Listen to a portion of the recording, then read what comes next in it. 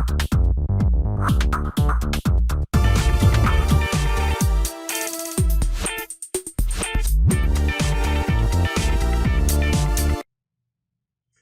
Morning बच्चों and welcome to अभ्यास tutorial YouTube channel. हम लोगों ने पिछले क्लास तक मोलैलिटी, मोल फ्रैक्शन, ये सभी कंसंट्रेशन टर्म कवर कर लिया था और एक रिलेशन भी हम लोगों ने एस्टैब्लिश किया था मोल फ्रैक्शन एंड मोलैलिटी के बीच में। रिलेशन था हमारा molality equal to mole fraction of solute by mole fraction of solvent into 1000 by formula weight of solvent। ये हम लोगों ने लेक्चर के लास्ट में, कल के लेक्चर के लास्ट में फॉर्मूला ड्राइव किया। उस पर एक छोटा सा न्यूमेरिकल भी कर लेते हैं। यहाँ पे एक क्वेश्चन मेंशन किया है, calculate molality of an aqueous solution containing an unknown solute having mole fraction 0.2। कर है किसी aqueous solution का मोलैलिटी कैलकुलेट करें। जैसे ही वर्ड aqueous यूज हो रहा है, इसका मतलब सॉल्वेंट के रूप में वाटर मौजूद है। तो इस aqueous solution का मोलैलिटी कैलकुलेट करना है, जबकि इसमें कोई एक अननोन सॉल्यूट है जिसका मोल फ्रैक्शन 0.2 प्रोवाइड किया गया है। तो गिवन इंफॉर्मेशन को अगर मैं लिखूं तो मैं लिख सकता हूं कि mole fraction of solute according to question ये कितना है, 0.2। मोल फ्रैक्शन ऑफ सॉल्वेंट अगर हम लोग लिखे तो मैंने कहा था कि sir solute as well as solvent के मोल फ्रैक्शन का सम 1 के बराबर होता है, यानी कि हम लोग 1 में से इसको सब्सट्रैक्ट कर दें तो ये कितना हो जाएगा, 0.8। और डायरेक्ट हम लोग इस फॉर्मूला का यूज कर सकते हैं। अगर मैं इस फॉर्मूला का यूज करूं तो मोल fraction of solute 0.2 divided by 0.8 multiplied by 1000 divided by formula weight of solvent. तो चूंकि एक्वस सॉल्यूशन है, वाटर में अननोन सॉल्यूट को डिसॉल्व किया है, यानी कि हम लोग यहाँ पे सॉल्वेंट के रूप में वाटर का यूज कर लेंगे। ये आपका कैंसिल आउट हो जाएगा। This is 250, ये आपका 9 टाइम्स एंड दिस इज 125, यानी कि मोलैलिटी जो है ये हमारा 125/9 के बराबर है। तो इस फॉर्मूला का यूज हम लोग आगे कॉलिगेटिव प्रॉपर्टीज में करेंगे, जब हम लोग वेपर प्रेशर से रिलेटेड क्वेश्चन सॉल्व करेंगे। After molality as well as mole fraction, अब हम लोग डाइल्यूशन फॉर्मूला कवर करते हैं। सबसे पहले देखते हैं कि डाइल्यूशन का मतलब क्या होता है। डाइल्यूशन का मतलब होता है एडिशन ऑफ सॉल्वेंट। अगर आप किसी सॉल्यूशन को डाइल्यूट करते हैं, इसका मतलब आप उस सॉल्यूशन में सॉल्वेंट ऐड करते हैं। यानी कि अगर मैं सिंपली डाइल्यूशन का मीनिंग क्लियर करूं तो मैं लिख सकता हूं addition of solvent, addition of solvent is called dilution. किसी भी सॉल्यूशन में सॉल्वेंट का एडिशन डाइल्यूशन कहलाता है। जैसे आप एक एग्जांपल से इसको क्लियर करो। मैंने एक कंटेनर लिया है जिसमें कोई एक सॉल्यूशन मौजूद है, इसको मैं ओरिजिनल सॉल्यूशन बोल रहा हूं। This is our original solution. इसका मोलैरिटी M1 है और इसके वॉल्यूम को हम लोगों ने V1 से यहां पे रिप्रेजेंट कर दिया। अगर मैं इस सॉल्यूशन को डाइल्यूट करूं, अगर मैं इस सॉल्यूशन को डाइल्यूट कर रहा हूं, मैंने यहां पे प्रोसेस को मेंशन कर दिया है डाइल्यूशन के रूप में, यानी कि हम लोग क्या करेंगे, इसमें सॉल्वेंट ऐड करेंगे, that is addition of solvent. Assume कर लेते हैं कि सॉल्वेंट के रूप में हम लोगों ने वाटर ऐड किया और वाटर का जो वॉल्यूम हम लोगों ने ऐड किया है ये कुछ V2 है। तो जो हमारा डाइल्यूटेड सॉल्यूशन बनेगा, ये जो हमारा डाइल्यूटेड सॉल्यूशन फॉर्म हो रहा है, इस डाइल्यूटेड सॉल्यूशन का वॉल्यूम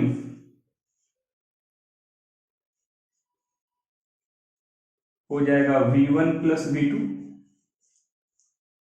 अब देखें, अगर आप सॉल्वेंट का एडिशन करते हैं तो सॉल्वेंट के एडिशन के बाद ओवरऑल सॉल्यूशन का वॉल्यूम चेंज कर जाता है, लेकिन जो पहले से डिसॉल्व्ड सॉल्यूट है, जितना अमाउंट हम लोगों ने किसी सॉल्यूशन को प्रिपेयर करने के लिए सॉल्यूट डिसॉल्व किया था, उसमें कोई चेंज नहीं आता है। यानी कि सॉल्यूट का अमाउंट हमेशा क्या रहता है, कांस्टेंट रहता है, उसके अमाउंट में कोई चेंज नहीं होता। अगर सॉल्यूट का अमाउंट कांस्टेंट रहेगा तो हम कह सकते हैं कि नंबर ऑफ मोल्स भी सॉल्यूट का क्या रहेगा, कांस्टेंट। यानी कि आप सिंपल वे में ये बोल सकते हैं कि number of moles of solute dilution के दौरान हमेशा क्या रहता है, कांस्टेंट रहता है। During dilution number of moles of solute always remains constant, ऐसा हम कह सकते हैं। लेकिन वॉल्यूम ऑफ सॉल्यूशन क्या हो रहा है, इंक्रीज कर रहा है। अगर हम लोग वॉल्यूम ऑफ सॉल्यूशन की बात करें तो ये कंटिन्यूअसली इंक्रीज करता है। क्योंकि सॉल्यूशन का वॉल्यूम इंक्रीज कर रहा है, तो अगर हम लोग मोलैरिटी के बारे में सोचे तो मोलैरिटी क्या होता है, number of moles of solute by volume of solution. यानी कि नंबर ऑफ मोल को कांस्टेंट रखते हुए वॉल्यूम ऑफ सॉल्यूशन अगर बढ़ाया जाए तो मोलैरिटी पे क्या इफेक्ट आएगा, मोलैरिटी कंटिन्यूअसली घटता जाएगा। तो पहला तो ये रिजल्ट क्लियर होना चाहिए कि डाइल्यूशन के दौरान सॉल्यूशन का मोलैरिटी डिक्रीज करता है। यानी कि हम यहाँ पे मोलैरिटी जो है वो कुछ M2 अगर एज्यूम करें तो ये क्लियर होना चाहिए कि M2 का वैल्यू हमेशा M1 के कंपैरिजन में कम होगा। ठीक है, अब हम लोग इसी कॉन्सेप्ट का यूज करते हैं कि आखिरकार M2 का वैल्यू कितना हो। तो अगर मैं इस कॉन्सेप्ट का यूज करूं तो मैं कह सकता हूं कि सॉल्यूशन को जब हम लोगों ने डाइल्यूट किया तो डाइल्यूट करने से number of moles of solute में कोई चेंज नहीं आया। यानी कि number of moles of solute before dilution, number of moles of solute before dilution is equal to number of moles of solute after dilution।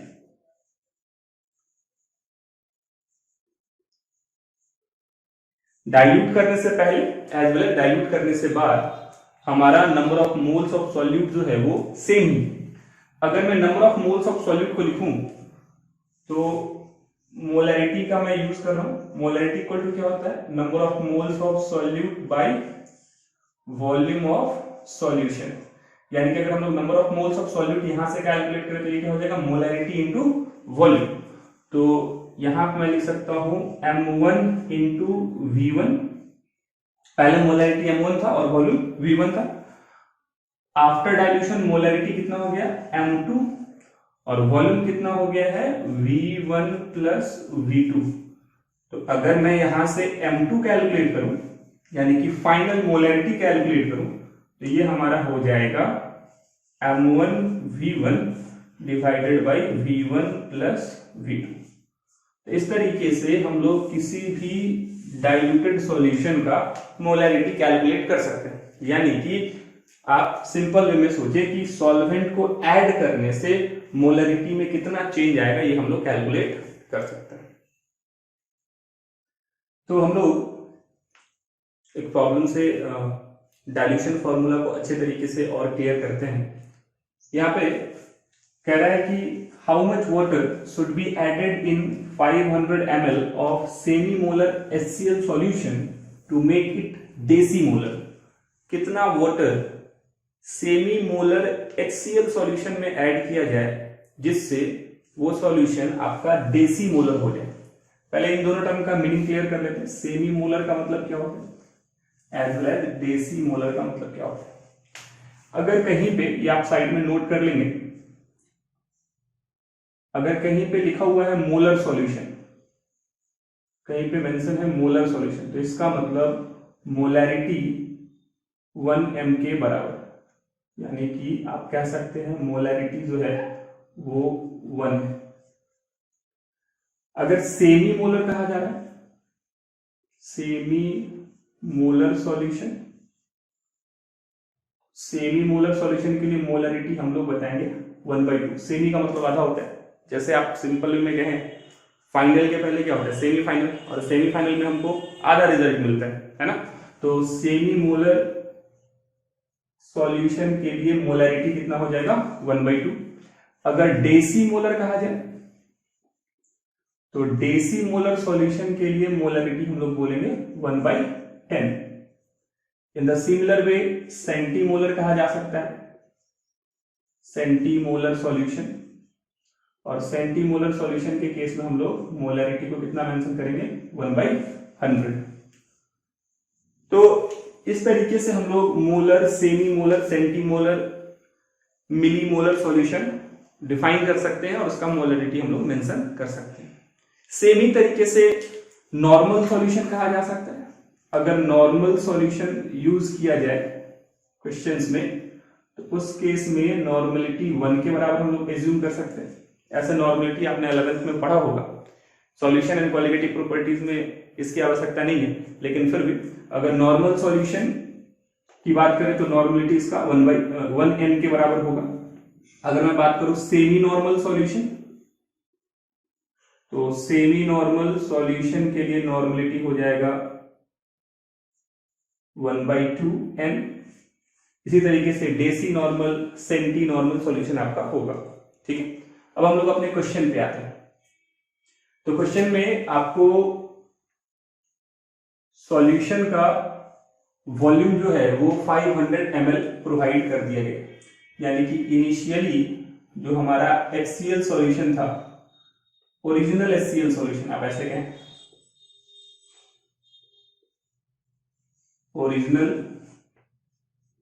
HCl solution, तो original HCl solution का molarity यानी कि M1 आपको दे दिया है 1/2, semi molar, as well as volume इसका provide कर दिया है 500 ml। जब हम लोग इसको डाइल्यूट कर रहे हैं यानी कि वाटर ऐड कर रहे हैं तो हम बोल सकते हैं diluted HCl solution.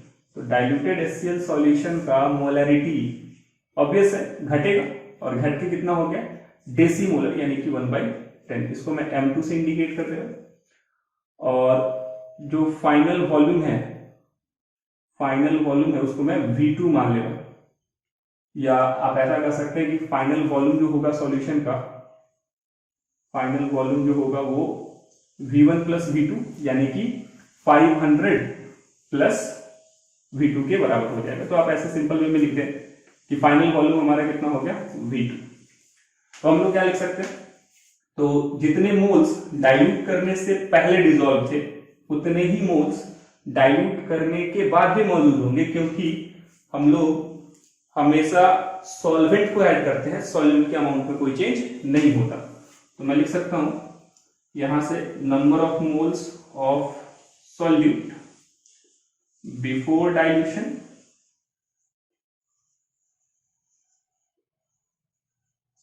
Equal to number of moles of solute after dilution, ऐसा हम लोग मेंशन कर सकते हैं। बिफोर डाइल्यूशन तो ये हो जाएगा मोलरिटी इनटू वॉल्यूम, मोलरिटी है 1/2, वॉल्यूम है कितना 500। पहले ये पता कर लेते हैं कि आफ्टर डाइल्यूशन वॉल्यूम कितना हो गया, V2 निकाल लेते हैं। तो ये हो जाएगा molarity into volume, number of moles of solute after dilution, तो 1/10 इनटू V2। यहां से ये कैंसिल आउट हो जाएगा, दिस इज 250, यानी कि V2 हमको मिल जा रहा है 2500 ml। तो ये फाइनल वॉल्यूम, तो पहले 500 ml था और वाटर ऐड करने के बाद ये कितना हो गया 2500 ml, यानी कि हम लोगों ने कितना वाटर ऐड किया। तो मैं अगर लिखूं volume of H2O, volume of H2O added, तो ये हो जाएगा 2500 ml फाइनल वॉल्यूम था, और इनिशियल कितना था 500, यानी कि ये 2000 ml के बराबर होगा। तो हम कह सकते हैं कि सेमी मोलर HCl सॉल्यूशन को डेसी मोलर HCl सॉल्यूशन में कन्वर्ट करने के लिए हमको 2000 ml वाटर ऐड करना पड़ेगा या 2 लीटर वाटर ऐड करना पड़ेगा।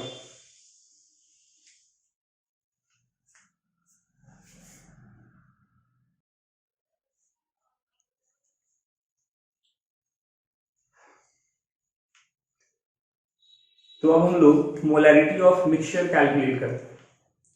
मोलैरिटी ऑफ मिक्सचर का क्या मीनिंग, जैसे आप दो डिफरेंट सॉल्यूशंस को आपस में मिक्स करते हैं तो मिक्स करने के बाद उस रिजल्टिंग मिक्सचर का मोलैरिटी कैसे कैलकुलेट किया जाएगा, ये हम लोग यहाँ पे कैलकुलेट करना सीखेंगे। सबसे पहले देखते हैं कि ये कॉन्सेप्ट कब एप्लीकेबल है।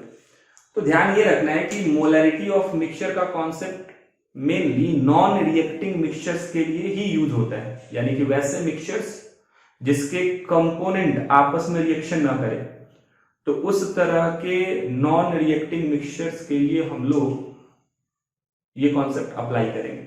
जैसे आप सोच सकते हैं एसिड का solution, different acid, 3 different acid को हम लोग मिक्स कर दें तो हम लोग उसका मोलैरिटी यानी कि फाइनल मिक्स करने के बाद जो सॉल्यूशन मिला उसका मोलैरिटी कैलकुलेट कर सकते हैं।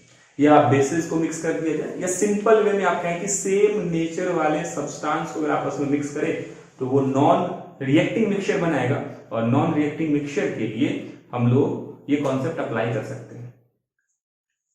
तो मैंने यहां पे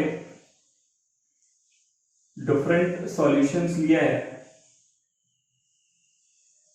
दिस इज सॉल्यूशन 1, इसको मैं सॉल्यूशन 1 से इंडिकेट कर दे रहा हूं।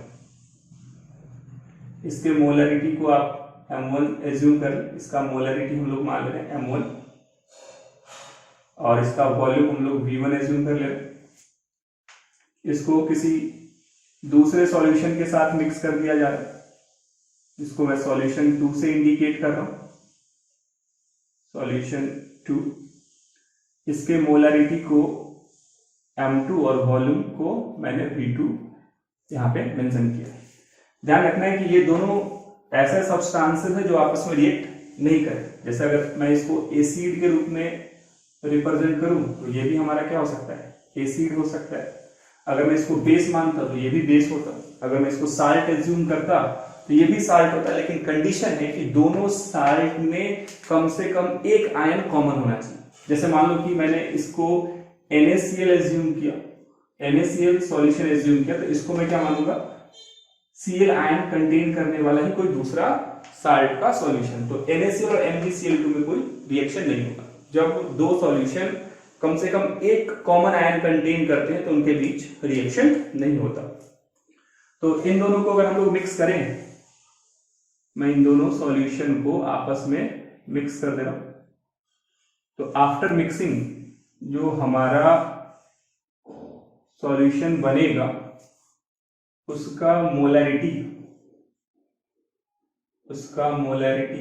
मैं M मिक्स से इंडिकेट कर रहा हूं। मैंने मान लिया कि मिक्सचर का जो मोलैरिटी हो क्या है, M मिक्स, और वॉल्यूम क्या हो जाएगा, तो volume of mixture is equal to, volume तो एडिटिव क्वांटिटी होता है तो इसको हम लोग सिंपली ऐड कर सकते हैं। तो ये कितना हो जाएगा, V1 प्लस V2। अब थोड़ा सा समझें कि चूंकि ये दोनों आपस में रिएक्ट तो कर नहीं रहे, तो जब रिएक्शन दो सॉल्यूशंस के बीच में ना हो, वो सिंपली आपस में मिक्स हो जाए, तो उस तरह के केस में जितना अमाउंट इसमें सॉल्यूट का मौजूद था एज वेल एज सॉल्यूशन 2 में सॉल्यूट का मौजूद था, वो मिक्स होने के बाद भी मौजूद होगा।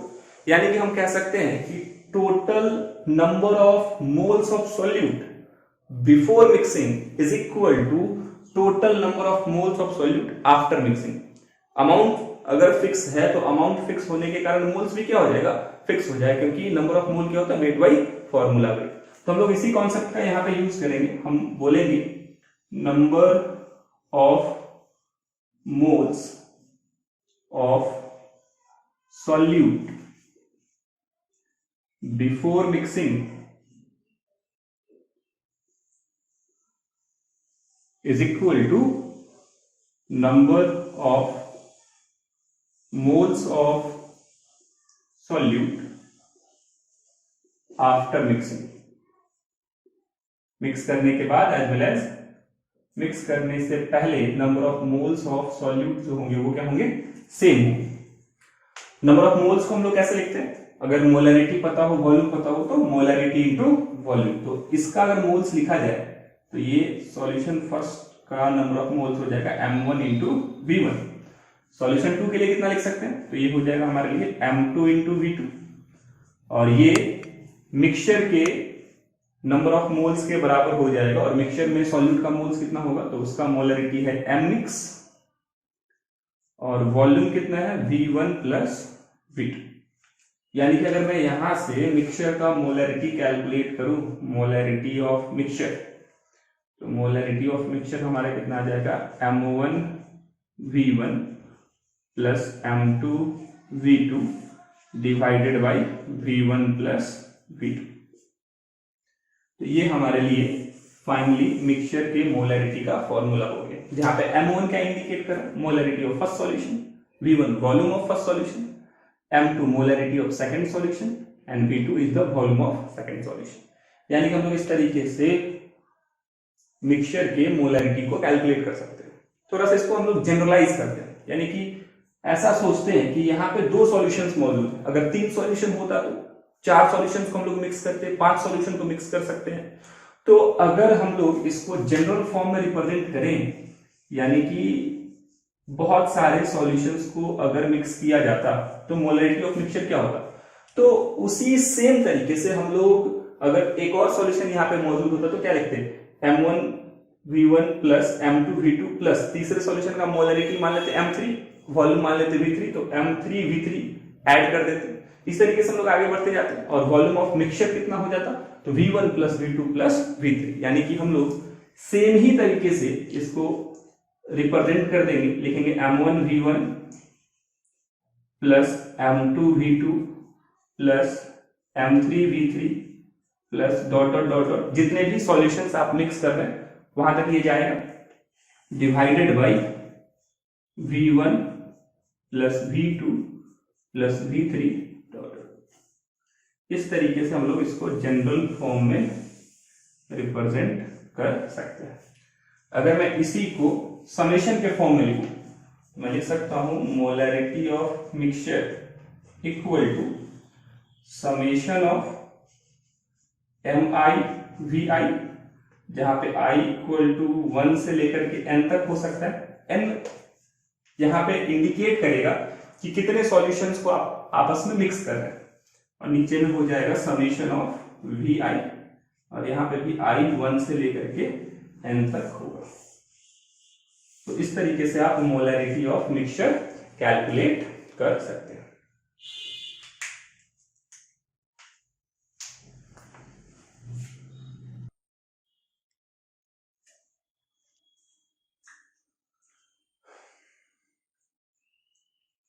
तो हम लोग अब मोलैरिटी ऑफ मिक्सचर पे कुछ न्यूमेरिकल्स करते हैं। जैसे यहाँ पे आपको 2 कंटेनर दिख रहा होगा, एक में 200 ml 2m HCl है, दूसरे कंटेनर में 300 ml 3 मोलर HCl है। कह रहा है इन दोनों को हम लोग मिक्स कर रहे हैं, एडिशन का साइन दे दिए, इन दोनों को हम लोग मिक्स कर रहे हैं। कह रहा है मिक्स करने के बाद आप मोलैरिटी कैलकुलेट करें। तो पहले देख लेंगे कि दोनों सब्सटेंसेस का नेचर कैसा है, सेम है या डिफरेंट है। तो दोनों सब्सटेंसेस जो है वो सेम नेचर कंटेन कर रहे हैं। तो सेम नेचर कंटेन कर रहे हैं, यानी कि molarity of non reacting mixture वाला फॉर्मूला हम लोग डायरेक्ट अप्लाई कर देंगे। तो लिखेंगे मोलैरिटी ऑफ मिक्सचर क्या होता है, अगर 2 कंपोनेंट होगा तो लिखेंगे m1 v1 प्लस बोलो m2 v2 divided by v1 plus v2। ये हो जाएगा। m1 का वैल्यू कितना है, तो 2, वॉल्यूम हमारे पास कितना है 200 ml प्लस m2 हमारे पास कितना है 3, वॉल्यूम कितना है 300 ml divided by v1 plus v2, यानी कि 200 प्लस 300। ये हो गया हमारे पास 400 प्लस ये 900 डिवाइडेड बाई ये टोटल हमारे पास आ गया 500, यानी कि दिस इज 1300 बाई 500। ये कैंसिल आउट और ये हमारे पास आ जाएगा 2.6 के बराबर, यानी कि ऑप्शन कौन सा हो जाएगा 4। इस तरीके से हम लोग मोलैरिटी ऑफ मिक्सचर कैलकुलेट कर सकते हैं। तो सिंपल फॉर्म हो गया, ध्यान ये रखना है कि वॉल्यूम ml में दिया हुआ है, तो numerator as well as denominator दोनों में हम लोगों ने वॉल्यूम को ml में ही पुट किया है। कुछ लोग सोच सकते हैं कि लीटर में क्यों नहीं कन्वर्ट किया, लीटर में कन्वर्ट करते तो यहाँ पर भी 1000 से डिवाइड करते और नीचे भी 1000 से डिवाइड करते, अल्टीमेटली वो कैंसिल हो जाता। तो इस तरीके से हम लोग मोलैरिटी ऑफ मिक्सचर कैलकुलेट कर सकते हैं। ठीक, एक और क्वेश्चन यहाँ पे मैंने मेंशन किया है, कह रहा है कि हमारे पास 200 ml 0.2 m NaCl solution, sodium chloride का सॉल्यूशन, और एक है सोडियम नाइट्रेट का सॉल्यूशन। सोडियम नाइट्रेट के सॉल्यूशन का वॉल्यूम है 300 ml और उसका मोलैरिटी दे दिया है 0.3। कह रहा है इन दोनों सॉल्यूशन को हम लोग मिक्स कर रहे हैं। मिक्स करने के बाद आप कैलकुलेट करें concentration of Na+, square bracket के अंदर अगर इस तरीके से रिप्रेजेंट किया जाए तो हम लोग पढ़ेंगे इसको कंसंट्रेशन ऑफ Na+, और कंसंट्रेशन का सिंपल मीनिंग यहाँ पे मोलैरिटी ही लिया जाएगा, यानी कि आपको मोलैरिटी का कैलकुलेट करना है किसका, Na+ का, फिर Cl- और फिर कैलकुलेट करना है NO3- का। तो इस क्वेश्चन को सॉल्व करने से पहले थोड़ा सा हम लोग कुछ बेसिक चीजों को समझते हैं। जैसे मान लो HCl सॉल्यूशन और इसी HCl सॉल्यूशन का मैंने मोलैरिटी 2m दे दिया, तो इसका मतलब अगर मैं इसको आयंस में तोड़ूं तो हमको क्या क्या मिलेगा, H+ ion as well as Cl- ion. तो इसके एक मॉलिक्यूल से एक ही H+ आयन मिल रहा और एक ही Cl- आयन मिल रहा, यानी कि जो मोलैरिटी HCl का होगा वही सेम मोलैरिटी इसके कंपोनेंट आयंस का भी होगा। हम लोग H+ का भी मोलैरिटी 2m मेंशन करेंगे और Cl- का भी मोलैरिटी 2m ही मेंशन करेंगे। लेकिन अगर हमारे पास H2SO4 होता, मान लेते हैं हमारे पास H2SO4 होता, अगर इसको आयंस में तोड़े तो यहाँ पे 2H+ आयन मिलेगा और सल्फेट आयन ऑब्टेन होगा, SO4 double minus as well as 2H+ ion. अगर मैं इसका मोलैरिटी मेंशन कर दूं 1m, तो यहां पे आपको क्लियर होना चाहिए कि इसके एक मॉलिक्यूल से 2H+ आयन मिल रहे हैं, यानी कि इसके मोलैरिटी के कंपैरिजन में जो H+ आयन का मोलैरिटी होगा वो दुगना हो जाएगा, क्योंकि डबल नंबर ऑफ आयंस हमको यहाँ पे ऑब्टेन हो रहा, और सल्फेट एक ही ऑब्टेन हो रहा, यानी कि जितना मोलैरिटी यहाँ पे होगा उतना ही सेम मोलैरिटी यहाँ पे भी मौजूद होगा। ओके,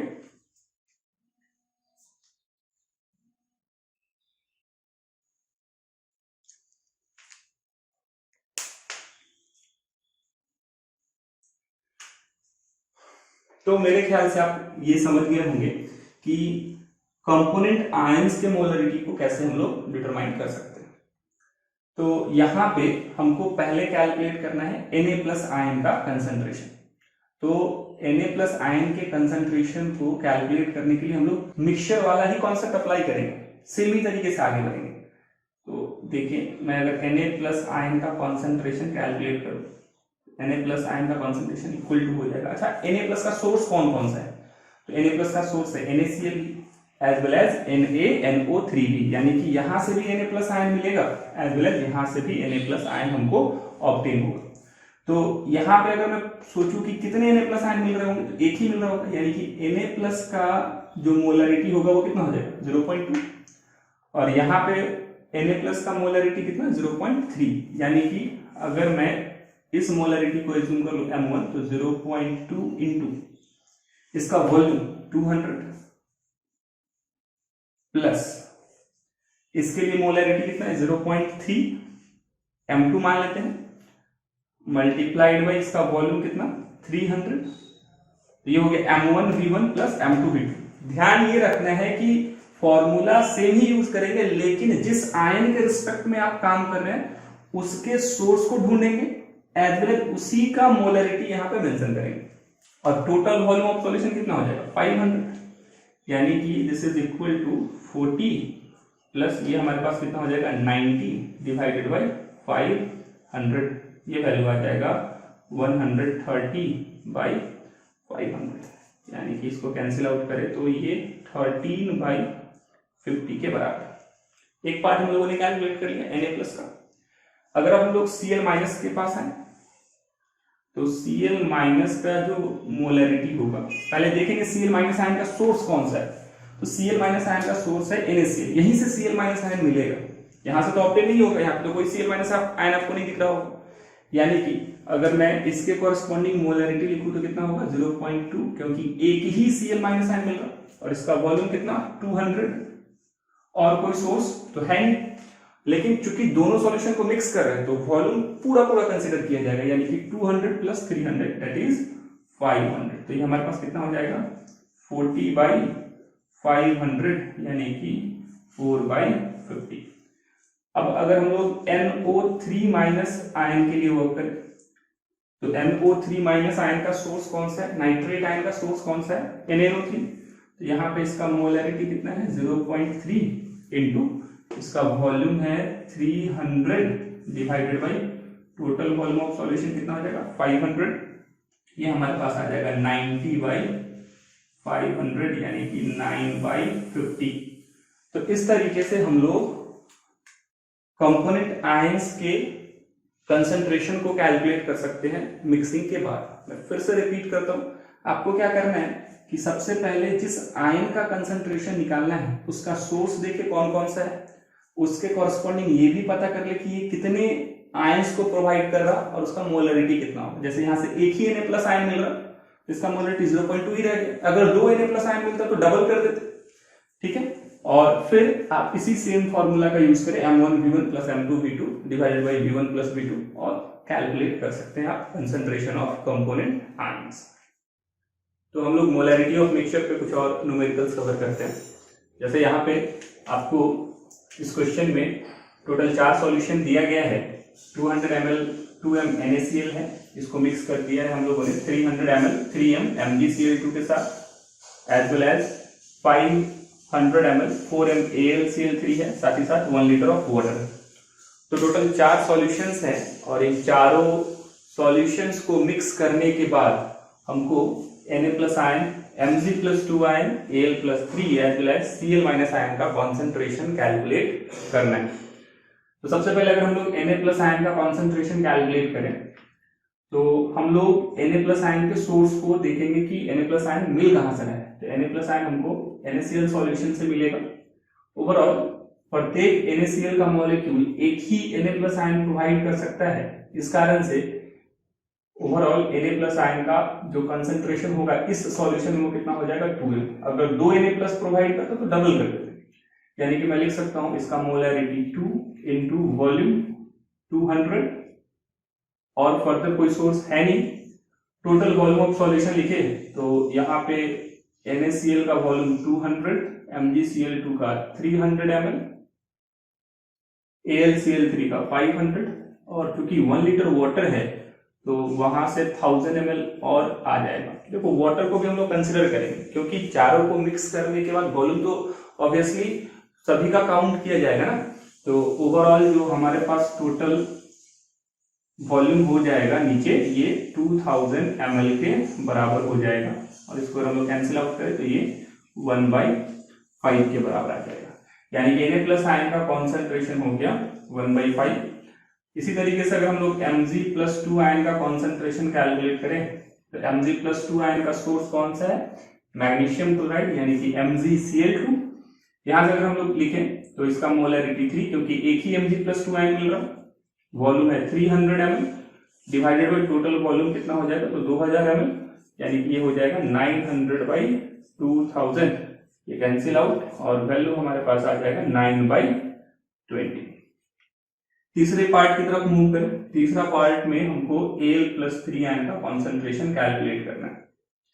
तो Al प्लस 3 आयन के कॉन्सेंट्रेशन के लिए हम लोग सोर्स देखें तो AlCl3 है एल्यूमिनियम क्लोराइड, इसका मोलरिटी 4, क्योंकि एक ही Al प्लस आयन मिलेगा, वॉल्यूम हो जाएगा 500 ml और टोटल जो वॉल्यूम है ये 2000, यानी कि अगर हम लोग इसको कैलकुलेट करें तो ये हो जाएगा 2000 डिवाइडेड बाई 2000, कैंसिल आउट होने के बाद 1 आ जाएगा।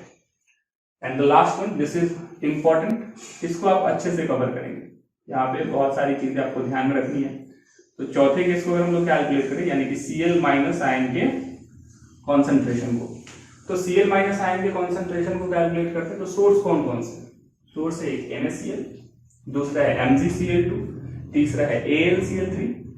तो ये टोटल 3 सोर्स है जो Cl माइनस आयन प्रोवाइड करेंगे। सबसे पहले देखते हैं किससे कितने Cl माइनस आयन मिल रहा है। तो NaCl से एक ही Cl माइनस आयन मिलेगा, यानी कि इसका मोलरिटी 2 हो जाएगा, वॉल्यूम 200 प्लस दूसरे पार्ट की तरफ आते हैं MgCl2। तो यहां से 2 Cl माइनस आयन मिल रहे हैं, यानी कि ओवरऑल Cl माइनस आयन का मोलरिटी यहाँ पे डबल हो जाएगा, यानी कि हम लोग लिखेंगे 6, 3 into 2 6 into 300 प्लस यहाँ पे देखिए तो यहाँ पे टोटल 3 Cl माइनस आयन मिलेगा। AlCl3 से हमको 3 Cl माइनस आयन मिलेगा, यानी कि ओवरऑल इस केस में Cl माइनस आयन का कॉन्सेंट्रेशन कितना हो जाएगा? तो 4 into 3 यानी कि 12 into वॉल्यूम है 500 डिवाइडेड बाई वाटर, और इन तीनों सॉल्यूशन के वॉल्यूम को कंसीडर करें तो ये कितना आता है? 2000 ml, यानी कि वैल्यू हमारा हो जाएगा 400 प्लस 1800 प्लस 6000 डिवाइडेड बाई 2000, यानी कि ये वैल्यू आ जाएगा 8200 बाई 2000। ये कैंसिल आउट और वैल्यू फाइनली हमारे पास आ जाएगा 4.1। यानी कि इस तरीके से हम लोग सॉल्यूशन के कंपोनेंट का कॉन्सेंट्रेशन कैलकुलेट कर सकते हैं। जब भी आप किसी आयन का कॉन्सेंट्रेशन कैलकुलेट करें तो आप देखें कि ओवरऑल कोई एक पर्टिकुलर मॉलिक्यूल कितने वैसे आयंस प्रोड्यूस कर रहा है। जितने आयंस प्रोड्यूस करेगा उसी के कॉरेस्पॉन्डिंग कॉन्सेंट्रेशन डबल ट्रिपल हो सकता है। ठीक है, तो ये आपको ध्यान में रखना है। तो अब हम लोग पार्ट पर मिलियन डिफाइन करते हैं। न्यू कंसेंट्रेशन टर्म है ये। पहले देख लेते हैं ये कंसेंट्रेशन टर्म किस टाइप का है। हमारे पास 2 कैटेगरी था, एक टेम्परेचर डिपेंडेंट और एक टेम्परेचर इंडिपेंडेंट। तो ये कंसेंट्रेशन टर्म जो है टेम्परेचर इंडिपेंडेंट, यानी कि टेम्परेचर वेरी करने से ये चेंज नहीं करता है। कैसे डिफाइन करें?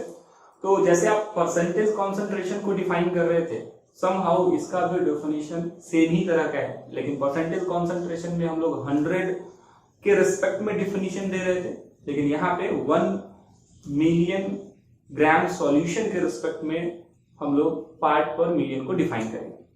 समझेंगे अच्छे से। 1 मिलियन ग्राम सॉल्यूशन में जितना भी अमाउंट किसी भी सॉल्यूट का ग्राम में मौजूद होगा वही पार्ट पर मिलियन कहलाएगा। यानी कि सिंपल वे में आप कह सकते हो it is defined as the amount of solute in gram present in 1 million gram of solution. यानी कि 10 to the power 6 gram solution में जितना भी अमाउंट किसी भी सॉल्यूट का ग्राम में मौजूद होगा वही पार्ट पर मिलियन कहलाएगा। जैसे छोटे से एग्जांपल से हम लोग इसको कवर करते हैं। एज्यूम कर लेते हैं कि 10 to the power 3 gram solution में 2 ग्राम यूरिया का डिजॉल्व, मैंने यहाँ पे इस तरीके से रिप्रेजेंट किया कि 10 to the power 3 ग्राम हमारे पास सॉल्यूशन है और इस 10 to the power 3 gram solution में 2 ग्राम यूरिया डिजॉल्व। तो अगर हमको इस टर्म को पार्ट पर मिलियन में एक्सप्रेस करना है तो हम लोग हमेशा 10 to the power 6 gram solution के रिस्पेक्ट में वर्क करेंगे, यानी कि 1 मिलियन ग्राम सॉल्यूशन के रिस्पेक्ट में हम लोग काम करेंगे। तो अगर 10 to the power 6 gram solution होता तो ये कितना हो जाएगा? This is equal to 2 by 10 to the power 3 into 10 to the power 6 gram of urea. तो ये जो हमारा वैल्यू कैलकुलेट करने के बाद आएगा दिस इज इक्वल टू 2000 और इसको हम लोग ppm में एक्सप्रेस करेंगे 2000 ppm। अब ये जो 2000 ppm आया इसका क्या सिग्निफिकेंस है? इसका सिग्निफिकेंस ये है कि अगर आप 1 मिलियन ग्राम यूरिया सॉल्यूशन लेते तो इस 1 मिलियन ग्राम यूरिया सॉल्यूशन में 2000 ग्राम आपको यूरिया डिजॉल्व देखने को मिलता। एक्चुअली में ppm का यूज हम लोग तब करते हैं जब किसी सॉल्यूशन में सॉल्यूट का अमाउंट बहुत ही कम हो। जैसे आप सिंपल वे में सोचिए कि ड्रिंकिंग वाटर में बहुत ही कम अमाउंट में इम्प्योरिटीज मौजूद होता है या other elements like iron, chlorine, ये सभी मौजूद होते हैं, तो उन सभी आयंस के कॉन्सेंट्रेशन को या एलिमेंट्स के कॉन्सेंट्रेशन को रिप्रेजेंट करने के लिए हम लोग ppm का यूज करते हैं, यानी कि पार्ट पर मिलियन का यूज करते हैं। या सिंपल में आप ऐसा कहें कि जब किसी सॉल्यूशन में सॉल्यूट का अमाउंट बहुत ही कम हो तो उस अमाउंट को हम लोग हमेशा पार्ट पर मिलियन में एक्सप्रेस करते हैं। अगर मैं इसी से इसको मैथमेटिकली रिप्रेजेंट करूं तो आप देखेंगे ऊपर में हम लोगों ने क्या पुट किया, वेट ऑफ सॉल्यूट, नीचे में क्या है, वेट ऑफ सॉल्यूशन, और मल्टीप्लाई कर दिया इसको 10 to the power 6 से। यानी कि अगर मैं बोलूं ppm क्या होगा, mathematically ppm is equal to weight of solute upon weight of solution multiplied by 10 to the power 6। ये हमारे लिए मैथमेटिकल फॉर्म हो जाएगा पार्ट पर मिलियन का।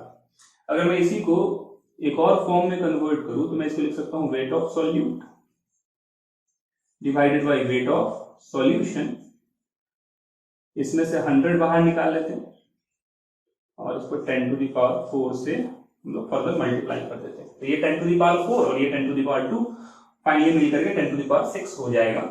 यानी कि अगर मैं ppm को एक्सप्रेस करूं तो ये टर्म जो है वो परसेंटेज वेट बाई वेट होता है, wait of solute by wait of solution into 100, percentage weight by wait को रिप्रेजेंट करता है। तो ये हो जाएगा हमारा percentage W by W into 10 to the power 4, यानी कि परसेंटेज वेट बाई वेट को डायरेक्टली हम लोग ppm में कन्वर्ट कर सकते हैं 10 to the power 4 से मल्टीप्लाई करके। तो ओवरऑल ये सभी हमारे पास कंसंट्रेशन टर्म थे। एक्चुअली में यहाँ पे हम लोग नॉर्मेलिटी को कवर नहीं कर रहे। नॉर्मेलिटी जनरली हम लोग मोल कॉन्सेप्ट 2 में कवर करते हैं, जो कि आपने 11th में पहले से पढ़ रखा है। तो आपसे रिक्वेस्ट है कि अगर नॉर्मेलिटी का इस चैप्टर में थोड़ा बहुत अगर यूज आता भी है तो आप उसको पीछे वाले चैप्टर से अच्छे तरीके से रिवाइज कर ले, जिससे आपको कोई परेशानी ना हो न्यूमेरिकल सॉल्व करने में। तो यहाँ तक हम लोगों ने सारे कॉन्सेंट्रेशन टर्म को कवर किया, उससे रिलेटेड न्यूमेरिकल्स को भी कवर कर लिया। अब जो हमारा नेक्स्ट लेक्चर आएगा उसमें हम लोग एक्चुअली में सॉल्यूशन एंड कॉलिगेटिव प्रॉपर्टीज को डिस्कस करना स्टार्ट करेंगे। जो कंसंट्रेशन टर्म अभी तक बताया गया था वो आपने कहीं ना कहीं 11th में भी पढ़ा होगा। एक्चुअली में ये इस चैप्टर में यूज आएगा, इसलिए मैंने शुरू के लेक्चर्स में कंसंट्रेशन टर्म और उससे रिलेटेड न्यूमेरिकल्स को कवर करवा लिया है। अब हम लोग वेपर प्रेशर से स्टार्ट करेंगे अगले लेक्चर में, ठीक है।